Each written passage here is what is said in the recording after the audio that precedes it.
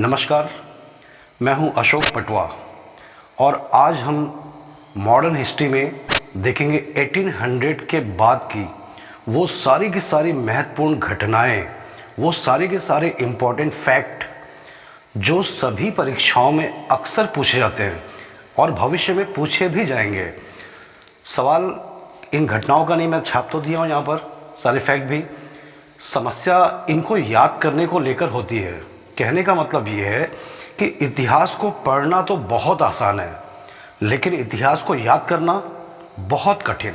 तो इतिहास को याद करने में सरल बनाने के लिए मैं इस अप्रोच से आपको बता रहा हूँ। कौन सा अप्रोच? Chronological approach.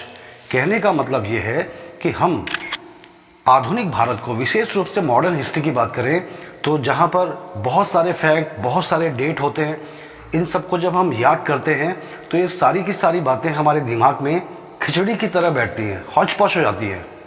तो इनको याद करने का बहुत अच्छा तरीका है कि आप आधुनिक भारत को, मॉडर्न हिस्ट्री को क्रोनोलॉजिकल अप्रोच के माध्यम से पढ़ें। ये क्रोनोलॉजिकल अप्रोच क्या है, मैं आपको पिछली क्लास में भी बता चुका हूँ कि आप सन के हिसाब से पढ़ें कि 1800 में क्या हुआ, 1 में क्या हुआ, 1802 में क्या हुआ, 3 में क्या हुआ। तो इस तरह आप उस पर्टिकुलर सन में, उस पर्टिकुलर डेट में पूरे भारत के महत्वपूर्ण घटनाओं के बारे में आप जानकारी लेते हैं। याद रखिएगा, ये मॉडर्न हिस्ट्री को याद करने का तरीका है। कहने का मतलब ये है कि अगर आप पहले से हिस्ट्री को पढ़ चुके हैं तो उसको याद करने के रूप में आप इस अप्रोच का उपयोग कर सकते हैं।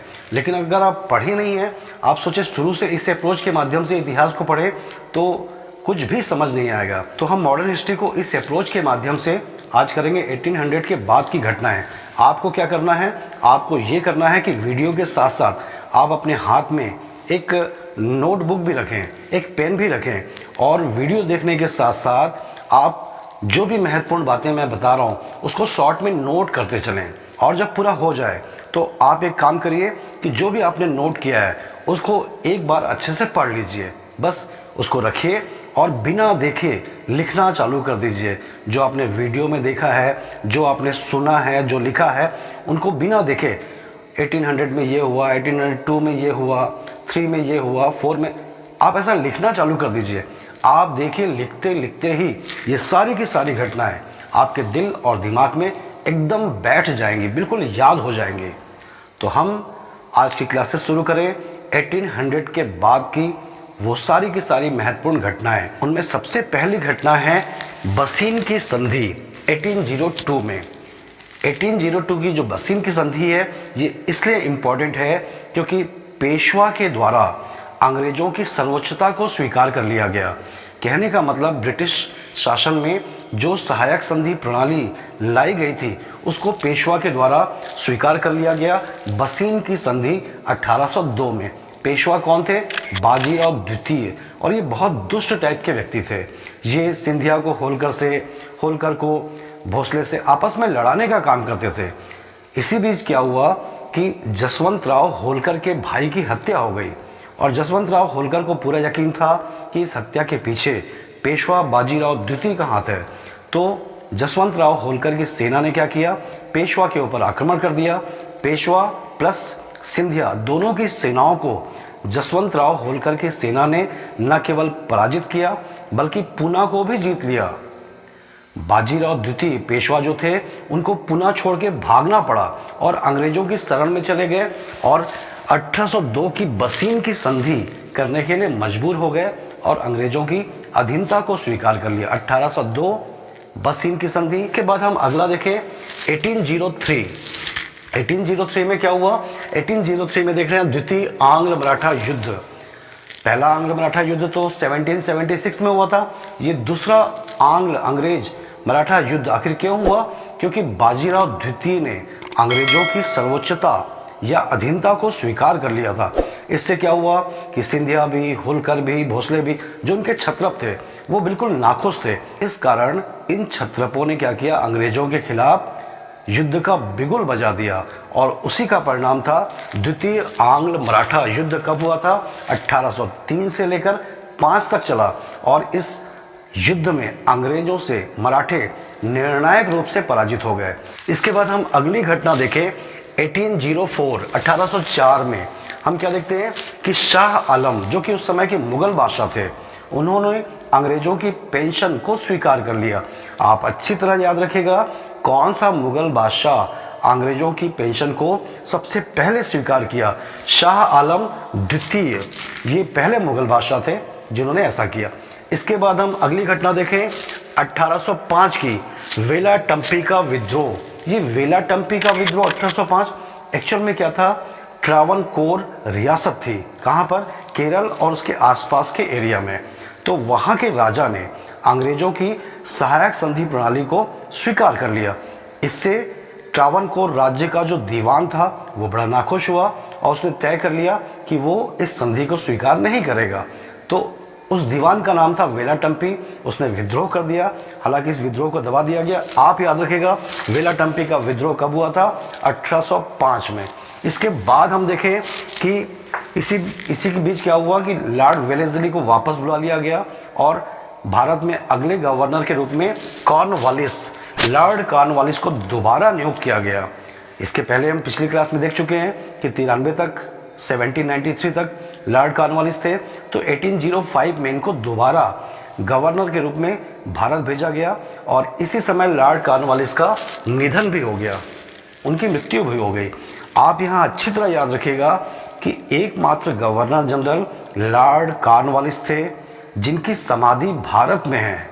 कहाँ पर है, गाजीपुर कहाँ पर, उत्तर प्रदेश में। जरूर याद रखिएगा। कॉर्नवालिस की मृत्यु के बाद हम देखें अगले गवर्नर के रूप में जॉर्ज वार्लो को भेजा गया। कब, 1805 से लेकर 1807 तक ये गवर्नर के रूप में काम किए। अगली घटना हम देखें 1806 की, तो अकबर द्वितीय, हम देखते हैं मुगल बादशाह शाह आलम द्वितीय की मृत्यु हो गई और उसके बाद अगला मुगल सम्राट कौन बना, अकबर द्वितीय। ये अकबर द्वितीय कौन है, तो याद रखिएगा इन्हीं के द्वारा राम मोहन राय को राजा की उपाधि दी गई थी। राम मोहन राय कोई राजा नहीं थे बल्कि राजा उनकी उपाधि थी। किस मुगल बादशाह ने दिया था, अकबर द्वितीय। गद्दी पर कब बैठा, 1806 में।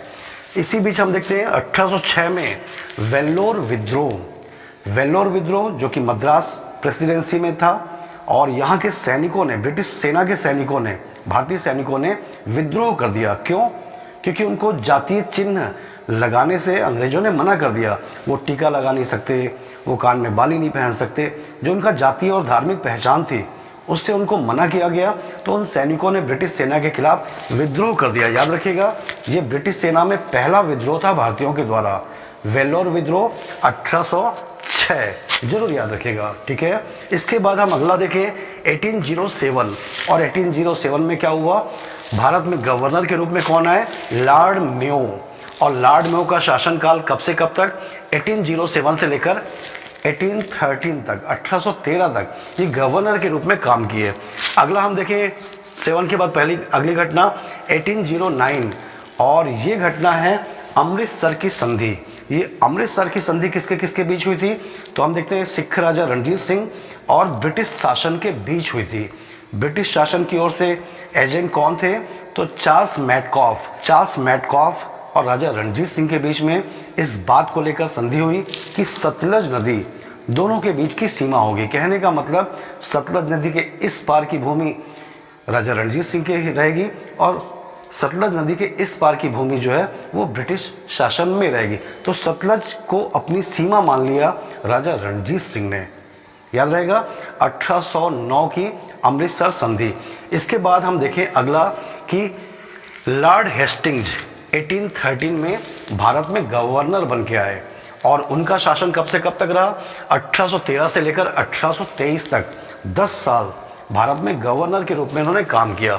हम देखें अगली प्रमुख घटना, ये चार्टर एक्ट आया 1813 में ही भारत में चार्टर एक्ट लागू किया गया और इस चार्टर एक्ट की सबसे बड़ी खास बात ये थी कि इसमें भारत के लिए शिक्षा के प्रसार के लिए हर साल 1 लाख रुपया देने का प्रावधान किया गया भारत को।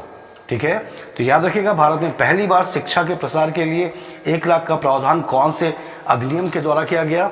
चार्टर एक्ट 1813 का, ठीक है।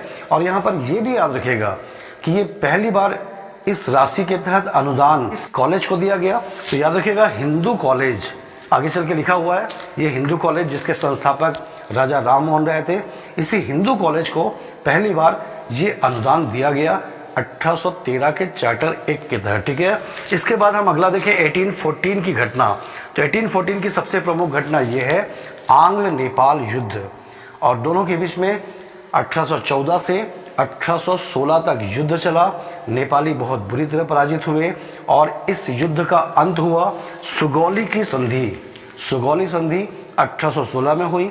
इसके तहत नेपाल का बहुत बड़ा हिस्सा अंग्रेज़ों के पास आ गया, जिसको हम आज उत्तराखंड कहते हैं, ठीक है। उत्तराखंड ये एरिया पहले नेपाल के राजा के पास था, अंग्रेज़ों ने नेपाल के राजा से ले लिया। इस संधि का परिणाम ये हुआ कि अंग्रेज़ों को रहने के लिए, गर्मियों में रहने के लिए नैनीताल या इसी प्रकार के जो हिल स्टेशन है वो अंग्रेज़ों को मिले। और इसके अलावा एक और बहुत अच्छी बात ये कि अंग्रेजी सेना में गोरखा लोगों की भर्ती चालू हो गई। गोरखा लोगों को काफ़ी वफादार माना गया है। इसके बाद हम देखें तो सुगौली की संधि के बाद 1815 आत्मीय सभा की स्थापना। आत्मीय सभा के संस्थापक कौन थे? राजा राम मोहन राय। और याद रखिएगा, स्थापना का समय कब है? 1815। और 1815 की एक और महत्वपूर्ण घटना है वाटरलू युद्ध। ये वाटरलू युद्ध कब, कहाँ? तो ये यूरोप की घटना है। ये नेपोलियन के जीवन का अंतिम युद्ध था। नेपोलियन के जीवन का अंतिम युद्ध इसलिए क्योंकि इसी वाटरलू के युद्ध में नेपोलियन पराजित हो गया, उसको बंदी बना लिया गया, और ऐसे बंदी जीवन में ही 1821 में सेंट हेलेना द्वीप में नेपोलियन की मृत्यु हो गई। तो याद रखिएगा, नेपोलियन के जीवन का अंतिम युद्ध कौन सा था? वाटरलू का युद्ध। कब हुआ था? 1815 में। इसके बाद हम देखें 1817 की घटना, और वो है हिंदू कॉलेज की स्थापना। हिंदू कॉलेज के संस्थापक कौन थे? राजा राम मोहन राय। और उनके सहयोगी कौन थे? David Hare. डेविड हेयर और राजा राम मोहन राय के सहयोग से ये कॉलेज स्थापित हुआ था 1817 में। और यहाँ पर मैं आपको पहले बता चुका हूँ, आपको याद रखना है कि 1813 का जो चार्टर एक्ट आया था, 1 लाख रुपया शिक्षा के प्रसार के लिए अनुदान देने की बात कही गई थी।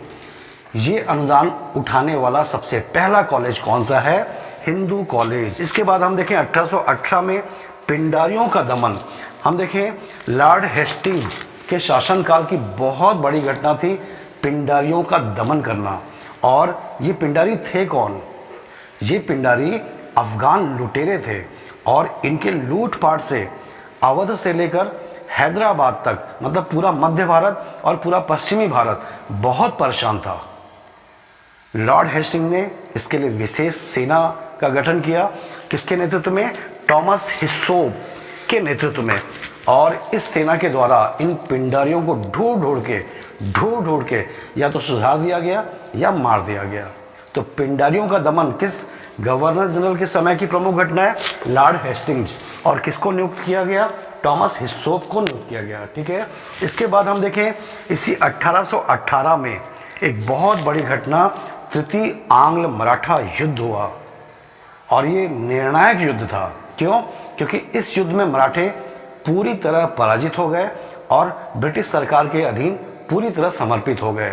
तो याद रखिएगा, तृतीय आंग्ल मराठा युद्ध किस गवर्नर के समय में? लॉर्ड हेस्टिंग्स के समय में ये घटना घटी थी। इसके बाद 1818 में हम देखें समाचार दर्पण। ये न्यूज़पेपर है, पत्रिका है, जो कौन सी भाषा में दिखाई दे रहा है आपको? बांग्ला भाषा में। क्यों लिखा हूँ मैं? इसलिए लिखा हूँ कि ब्रिटिश शासन में पहली बार किसी भारतीय भाषा में प्रकाशित होने वाला न्यूज़पेपर कौन सा था? याद रखिएगा, समाचार दर्पण। किसने इसको प्रकाशित किया था? श्री रामपुर ईसाई मिशनरी के द्वारा इसका प्रकाशन 1818 में ही चालू किया गया था। याद रहेगा सभी को, समाचार दर्पण बांग्ला भाषा में। इसके बाद हम 1818 के बाद देखें 1819 में क्या हुआ कि पेशवा का पद, मराठे तो हार चुके थे, अब पेशवा का पद समाप्त कर दिया गया और उसको 18 लाख की पेंशन देकर किसको? बाजीराव द्वितीय को 18 लाख की पेंशन देकर कानपुर के पास बिठूर भेज दिया गया, ठीक है, और उनका पूरा साम्राज्य अंग्रेजों के द्वारा हड़प लिया गया। तो याद रखिएगा पेशवा का पद कब समाप्त किया गया? 1819 में, ठीक। इसी प्रकार हम देखें 1819 में क्या हुआ? बॉम्बे नाम की प्रेसिडेंसी की स्थापना की गई। बॉम्बे प्रेसिडेंसी, ब्रिटिश शासन में 3 प्रेसिडेंसी थी, बंगाल प्रेसिडेंसी, मद्रास प्रेसिडेंसी और बॉम्बे प्रेसिडेंसी। तो बॉम्बे प्रेसिडेंसी की स्थापना कब हुई? 1819 में। और इस बॉम्बे प्रेसिडेंसी का गवर्नर किसको बनाया गया? एल्फिंस्टन। एल्फिंस्टन कॉलेज मुंबई में है, बहुत फेमस है एल्फिंस्टन कॉलेज, ये इन्हीं की याद में है। ये बॉम्बे के पहले गवर्नर बने 1819 में। खास बात क्या है मैं अभी आगे बताऊंगा। हम देखते हैं 1820 में टॉमस मुनरो मद्रास के गवर्नर बने, ठीक है। मद्रास प्रेसिडेंसी में टॉमस मुनरो, बॉम्बे प्रेसिडेंसी में एल्फिंस्टन। इन दोनों ने क्या किया? अपने क्षेत्र में लगान वसूली के लिए रैयतवाड़ी व्यवस्था को लागू किया। रैयतवाड़ी व्यवस्था जो कि पूरे भारत में सबसे ज़्यादा क्षेत्र में लागू होने वाली लगान व्यवस्था थी। उस समय के ब्रिटिश भारत में 51% हिस्से में, 51% हिस्से में कौन सी व्यवस्था थी? रैयतवाड़ी व्यवस्था। तो इसको लागू करने वाले कौन कौन लोग थे? तो याद रखिएगा बॉम्बे प्रेसिडेंसी में एल्फिंस्टन, तो मद्रास प्रेसिडेंसी में कौन? टॉमस मुनरो के द्वारा इसे लागू किया गया, याद रहेगा। इसके बाद हम देखें 1823 में भारत में गवर्नर बन के कौन आया? Lord Amherst. और लॉर्ड एमहर्स्ट की सबसे प्रमुख घटना थी कि प्रेस ऑर्डिनेंस लाकर जो समय के न्यूज़पेपर थे उनके ऊपर कंट्रोल करने का काम किया गया, उनको नियंत्रित करने के लिए प्रेस ऑर्डिनेंस लाया गया। लॉर्ड एमहर्स्ट की बात के समय की बात है। इसी प्रकार हम देखें 1824 बैरकपुर विद्रोह। बैरकपुर याद करिएगा कि 1857 की क्रांति की शुरुआत कहाँ से हुई थी? बैरकपुर से हुई थी, बैरकपुर छावनी। ये बैरकपुर नाम की जगह कौन से राज्य में है? याद रखिएगा अभी के समय पश्चिम बंगाल में है। तो 57 के पहले 1824 में यहाँ एक बार विद्रोह हो चुका था। क्यों हुआ था? क्योंकि इसी समय हम आगे देखेंगे कि बर्मा युद्ध चालू हुआ था, प्रथम अंग्रेज और बर्मा के बीच में युद्ध। तो बैरकपुर छावनी के सैनिकों को आदेश दिया गया कि आपको बर्मा जाना होगा लड़ने के लिए। तो सैनिक भत्ते की मांग कर रहे थे, भत्ता नहीं दिया जा रहा था। इसी विषय को लेकर बैरकपुर छावनी के सैनिकों ने क्या किया? ब्रिटिश सेना के खिलाफ विद्रोह कर दिया 1824। ये जरूर याद रखिएगा। हम देखते हैं प्रथम बर्मा युद्ध भी कब हुआ? 1824 में ही चालू हुआ और इससे बर्मा का बहुत बड़ा हिस्सा ब्रिटिश भारत में शामिल कर लिया गया, अंग्रेजों के अधीन ले लिया गया। इसी प्रकार हम देखें कि 1824 में ही दयानंद सरस्वती जी का जन्म हुआ। दयानंद सरस्वती आर्य समाज के संस्थापक थे। इनका जन्म 1824 में हुआ और इनकी मृत्यु कब हुई थी? 1883। तो 1824-1883 दयानंद सरस्वती। इसी प्रकार हम देखें 1825 की प्रमुख घटना क्या थी? इसी प्रकार हम देखें 1825 की घटना क्या थी? पागलपंथी विद्रोह। ये पागलपंथी विद्रोह क्या है? तो याद रखिएगा पागलपंथी एक संप्रदाय था जो आधा धार्मिक और आधा खेती किसानी की समस्या को लेकर स्थापित किया गया था। तो ये पागलपंथी संप्रदाय के प्रवर्तक कौन थे? तो याद रखिएगा करमशाह इसके संस्थापक थे और इनकी मृत्यु के बाद इस संप्रदाय का नेतृत्व किसने किया? टीपू ने किया, ठीक है। तो ये पागलपंथी संप्रदाय के लोगों ने 1825 में विद्रोह कर दिया। कहाँ पर? मेघालय का जो क्षेत्र है, बंगाल का जो क्षेत्र है, मेघालय और बंगाल, वहाँ पर इन्होंने विद्रोह कर दिया। कारण क्या था? जमींदारों का अत्याचार। तो जमींदारों के विरोध में किसानों ने एकजुट होकर विद्रोह किया, उसी को नाम दिया गया है पागलपंथी विद्रोह 1825। ये जरूर याद रखिएगा। अगला हम देखें 1827 की घटना। तो 1827 की घटना है इंटरप्राइज। ये नाम याद रखिएगा, ये समुद्री जहाज था, लेकिन इसकी खास बात क्या थी कि ये 1827 में कहाँ पहुंचा? मद्रास तट पर पहुंचा। इसकी खास बात ये है कि ये पहला, संसार का पहला वाष्प चलित युद्धपोत था, भाप से चलने वाला युद्धपोत। कौन सा था विश्व में पहला? इंटरप्राइज। भारत में मद्रास में कब पहुंचा, तट पर कब पहुंचा? 1827 में। याद रहेगा सभी को, इंटरप्राइज का नाम जरूर याद कर लीजिएगा। इसके बाद हम देखें 1828 की घटना कि भारत में गवर्नर बना के किसको भेजा गया? William Bentinck. William Bentinck Bharat में गवर्नर के रूप में आए और इसी 1828 में एक बहुत बड़ी घटना कि ब्रह्म समाज की स्थापना हुई। ब्रह्म समाज के संस्थापक कौन? तो याद रखिएगा राजा राम मोहन राय। इसी ब्रह्म समाज की स्थापना करने के कारण राजा राम मोहन राय को भारत में पुनर्जागरण का पिता कहा गया है। भारत में पुनर्जागरण लाने की दिशा में ये पहली संस्था है ब्रह्म समाज। 1828 राजा राम मोहन राय। ठीक है। 1829 में क्या हुआ? 1829 में सती प्रथा को अवैध घोषित कर दिया गया। 1829 में सती प्रथा को रोकने का कानून बनाया गया। कानून के धारा 17, धारा 17 को याद रखेगा। इसी धारा 17 के तहत सती प्रथा को अवैध घोषित किया गया। 1829 में इसको बंगाल में लागू किया गया और एक साल बाद 1830 में इसको बॉम्बे प्रेसिडेंसी और मद्रास प्रेसिडेंसी सभी जगह लागू कर दिया गया। तो याद रखिएगा सती प्रथा को किसने बैन किया? William Bentinck. इसी 1829 की एक प्रमुख घटना है ठगों का दमन। ठग भी लुटेरे थे, ये व्यापारियों को लूटने का काम करते थे। खासकर मध्य भारत के क्षेत्र में जो घने जंगल हैं वहाँ से जो व्यापारिक कारवां निकलता था तो उन कारवां को ये अपने तरीके से मिक्सअप हो जाते और रात के अंधेरे में फ़ायदा उठाकर लूट लेते थे। तो इन ठगों का दमन करने के लिए क्या किया गया? कर्नल स्लीमैन की नियुक्ति की गई। विलियम बेंटिंग के द्वारा कर्नल स्लीमैन को नियुक्त किया गया और उन्होंने क्या किया? एक एक ठग को चुन चुन के पकड़ा और मौत के घाट उतरवा दिया न्यायालय के माध्यम से। ठीक है। तो 1829 ठगों का दमन किसके समय की बात है? William Bentinck. और किसको नियुक्त किया गया था? Colonel Sleeman. ठीक। इसके बाद हम 1833 की घटना देखेंगे। 1833 में चार्टर एक्ट लाया गया। 13 में इसके पहले था, 20 साल बाद 33 में नया चार्टर एक्ट आया, 1833 का चार्टर एक्ट। और इस चार्टर एक्ट के द्वारा एक बहुत ही महत्वपूर्ण प्रावधान ये किया गया कि जो बंगाल का गवर्नर था, अभी तक जितने भी गवर्नर हैं वो सब बंगाल के थे। ठीक है। उनको मद्रास और बॉम्बे प्रेसिडेंसी के ऊपर प्रेफरेंस दिया गया था। तो 1833 के चार्टर एक्ट में ये प्रावधान किया गया कि जो बंगाल का गवर्नर होगा वही पूरे भारत का गवर्नर जनरल माना जाएगा। तो इस समय बंगाल के गवर्नर कौन थे? William Bentinck.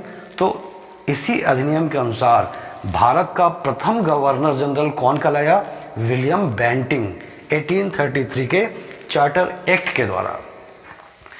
इसी 1833 के चार्टर एक्ट के द्वारा ये भी प्रावधान किया गया कि भारत में किसी भी धर्म, किसी भी जाति, किसी भी रंग के व्यक्ति के साथ इस आधार पर कोई भेदभाव नहीं किया जाएगा। तो इस तरीके से बहुत सारे प्रावधान, अच्छे अच्छे प्रावधान इस चार्टर एक्ट में थे। 1833 में लाया गया। ठीक है। 1834 में क्या हुआ कि भारत में प्रथम विधि सदस्य के रूप में लॉर्ड मैकाले की नियुक्ति हुई। एक्चुअल में क्या था? 33 के चार्टर एक्ट में भारत में एक विधि आयोग के गठन का प्रावधान किया गया। तो इसी विधि आयोग में प्रथम विधि सदस्य के रूप में, विधि मतलब कानून, विधि सदस्य के रूप में लॉर्ड मैकाले को नियुक्ति की गई। ठीक है। कब? 1834 में। 1834 में एक और बहुत ही महत्वपूर्ण बात कि चाय बागान, भारत में जो चाय के बाग आज देखे जाते हैं असम में, दार्जिलिंग में वगैरह वगैरह, तो ये सब कब से स्टार्ट किए गए? 1834 में स्टार्ट किया गया है, जिसका परिणाम आज ये कि आज भारत पूरे विश्व में सबसे ज़्यादा चाय का उत्पादन करता है। अगला हम देखें 1835 की बात को। तो 1835 में हम देखते हैं मैकाले मिनट, बहुत ही महत्वपूर्ण है। मैकाले मिनट, भारत में समस्या आई अंग्रेजों के सामने कि भारत में शिक्षा का प्रसार ब्रिटिश सरकार कैसे करे। कैसे करे मतलब जो पुरानी पद्धति चली आ रही थी कि धार्मिक शिक्षा दी जाती थी, पाठशालाओं के माध्यम से हिंदू और मदरसों के माध्यम से मुस्लिम शिक्षा, धार्मिक शिक्षा दी जाती थी, उसी को कंटिन्यू करें या फिर भारत में आधुनिक शिक्षा प्रणाली को लागू करें। एक गुट चाहता था कि पुरानी शिक्षा प्रणाली को लागू किया जाए, और दूसरा गुट चाहता था कि नहीं, पुरानी शिक्षा प्रणाली का कोई उपयोग नहीं है, हम आधुनिक शिक्षा प्रणाली को लागू करें। इस दूसरे गुट में राजा राम मोहन राय भी थे। दोनों गुटों के विचारों को जानने के बाद लॉर्ड मैकाले के द्वारा ये निर्णय दिया गया कि भारत में आधुनिक शिक्षा प्रणाली को ही लागू किया जाएगा। इसी घोषणा को नाम दिया गया मैकाले मिनट 1835। ये जरूर याद रखिएगा, यहीं से भारत में आधुनिक शिक्षा के सफ़र की शुरुआत हुई थी, मैकाले मिनट 1835। ठीक, इसके बाद हम देखते हैं 1835 में ही कलकत्ता मेडिकल कॉलेज। कौन था इस समय गवर्नर जनरल? तो याद रखिएगा विलियम बेंटिंग।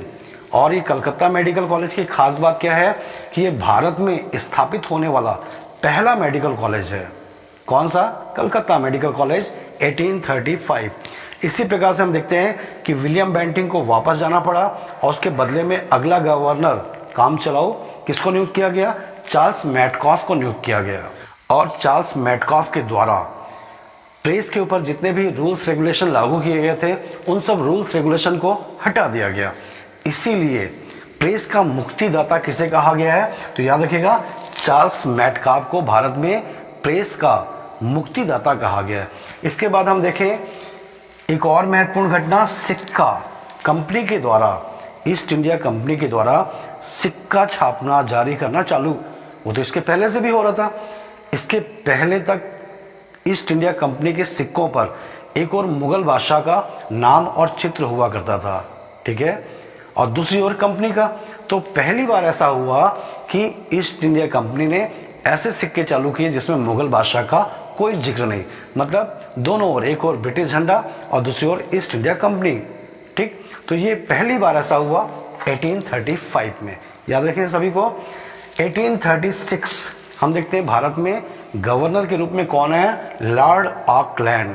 कब से कब तक? 1836 से लेकर 1842 तक। इसके समय की हम प्रमुख घटनाओं को देखें तो 1837 में मुगल बादशाह बने बहादुर शाह जफर। अकबर द्वितीय का निधन हो गया और अगले मुगल बादशाह कौन बने? बहादुर शाह जफर, जो कि अंतिम मुगल बादशाह भी हुए। इन्हीं के समय में 1857 की क्रांति हुई तो ये अंतिम मुगल बादशाह भी बने। उससे भी खास बात ये कि 1837 में इंग्लैंड में भी सत्ता परिवर्तन हुआ और इंग्लैंड की नई महारानी बनी कौन? विक्टोरिया। विक्टोरिया के समय में ही 1857 की क्रांति हुई। खैर वो बात अलग है। तो बहादुर शाह जफर गद्दी पर बैठे, उधर इंग्लैंड में ब्रिटेन की महारानी विक्टोरिया, दोनों कब गद्दी पर बैठे? 1837 में। इसके बाद हम देखें 1838 की प्रमुख घटना है त्रिपक्षीय संधि, तीन पक्षों की संधि। ये त्रिपक्षीय संधि किसके किसके बीच हुई? राजा रणजीत सिंह, अफगानिस्तान के शाह शुजा और ईस्ट इंडिया कंपनी मतलब अंग्रेज, सिख राज्य और अफगानिस्तान राज्य। क्यों? क्योंकि रूस के प्रसार की समस्या थी। अंग्रेजों को डर था रूस कहीं बढ़ता हुआ अफगानिस्तान के ऊपर कब्जा ना कर ले, तो उसको रोकने के लिए जो भारत का पंजाब है या अफगानिस्तान, पाकिस्तान का जो एरिया नॉर्थ वेस्ट का उत्तरी पश्चिमी जो हिस्सा है उसके ऊपर अपना प्रभाव स्थापित करने के लिए ये त्रिपक्षीय संधि अंग्रेजों के द्वारा लाद दी गई। किसके ऊपर? सिख राज्य राजा रणजीत सिंह के ऊपर और अफगानिस्तान के शासक शाह शुजा के ऊपर। तो आप याद रखिएगा 1838 में त्रिपक्षीय संधि, तीन पक्षों का नाम भी आप याद रखिएगा, ठीक है। इसके बाद हम देखते हैं 1839 और 1839 में बहुत बड़ी घटना ये घटी कि राजा रणजीत सिंह का निधन हो गया। ये बहुत बड़ी घटना इसलिए है क्योंकि राजा रणजीत सिंह के निधन के बाद सिख राज्य कमज़ोर हो गया, क्योंकि इसके बाद सिख राज्य बहुत अस्थिर हो गया। एक के बाद एक करके 4-5 लोग सिख राजा बने और सिख राज्य को कमज़ोर करते चले गए। तो सिख राज्य के समापन में राजा रणजीत सिंह की मृत्यु की बहुत बड़ी भूमिका है। इसके बाद हम देखें 1839 में राजा रणजीत सिंह की मृत्यु के साथ ही हम देखते हैं भारत में जीटी रोड का निर्माण चालू हुआ। जीटी ग्रैंड ट्रंक रोड, याद रखिएगा कहाँ से कहाँ तक? तो कलकत्ता से पेशावर तक। वैसे इस रोड का निर्माण शेरशाह सूरी के द्वारा कराया गया था, शेरशाह सूरी के द्वारा बनाया गया था। उसी रोड को पुनर्निर्माण मतलब अत्याधुनिक किया गया ब्रिटिश सरकार के द्वारा। जीटी रोड याद रखिएगा कब किया गया था, 1839 में। इसी प्रकार हम देखें कि प्रथम अफगान युद्ध भी शुरू हो गया, 1839 में शुरू हुआ और 1842 में ये समाप्त हुआ, ठीक है। और इसके बाद हम देखें 41 में ही ब्रिटिश गवर्नर चेंज हो गए और आ गए नए गवर्नर, कौन, एलन ब्रो। 1841 से लेकर 1844 तक एलन ब्रो का शासनकाल रहा और इनके शासनकाल की सबसे बड़ी घटनाओं में हम देखें कि 1842 में जो आंग्ल अफगान युद्ध चल रहा था, पहला आंग्ल अफगान युद्ध, इसमें जो ब्रिटिश सेना अफगानिस्तान लड़ने के लिए गई थी, उस सेना में एक भी व्यक्ति जिंदा बचकर भारत नहीं आया, सारी ब्रिटिश सेना मारी गई। रात को अचानक अफगानिस्तान के लोगों ने आक्रमण कर दिया, किसके नेतृत्व में, दोस्त मोहम्मद खान के नेतृत्व में। और दोस्त मोहम्मद खान के नेतृत्व में जो आक्रमण हुआ उसमें सारी ब्रिटिश सेना मारी गई।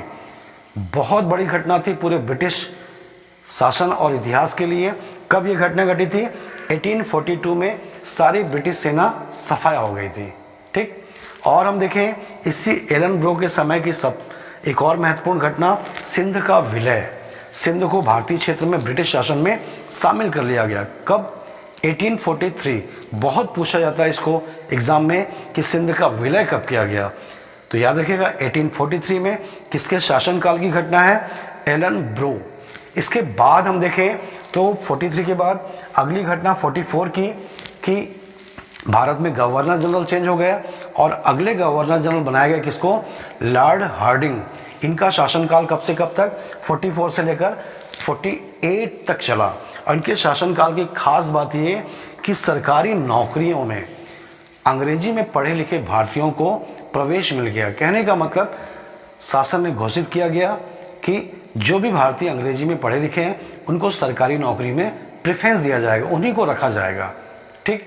इसी प्रकार से 1845 की घटना कि पहला आंग्ल सिख युद्ध हुआ। राजा रणजीत सिंह की मृत्यु के बाद सिख कमजोर हो गए थे, अंग्रेजों की नीयत डगमगा चुकी थी और जैसे उनको मौका मिला उन्होंने सिखों के ऊपर आक्रमण कर दिया।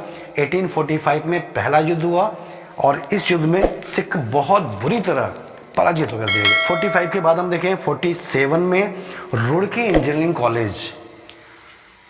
रुड़की इंजीनियरिंग कॉलेज की खास बात क्या है कि ये भारत में स्थापित होने वाला पहला इंजीनियरिंग कॉलेज है। कब, 1847। यहाँ पे दो चीज़ें हुई, एक तो इसके पहले बता चुका हूँ मैं, Calcutta medical college. Calcutta medical college की स्थापना 1835 में हुई थी, तो उसको भी याद रखिएगा कि 1835 में कलकत्ता मेडिकल कॉलेज की स्थापना, ये पहला मेडिकल कॉलेज है। और भारत में पहला इंजीनियरिंग कॉलेज कहाँ पर, रुड़की में। कब, 1847 में। किसके समय में, लॉर्ड हार्डिंग के समय में, ठीक है। तो आज की क्लास में हम यहीं तक देख रहे हैं, इसके आगे की घटना भाग 4 में मैं आपको बताऊंगा, ठीक है। अगर आपको ये वीडियो उपयोगी लगा हो परीक्षाओं की दृष्टि से, तो आप इस वीडियो को लाइक करिएगा, चैनल को भी सब्सक्राइब कर लीजिएगा। आप लोगों ने समय दिया इसके लिए बहुत बहुत धन्यवाद।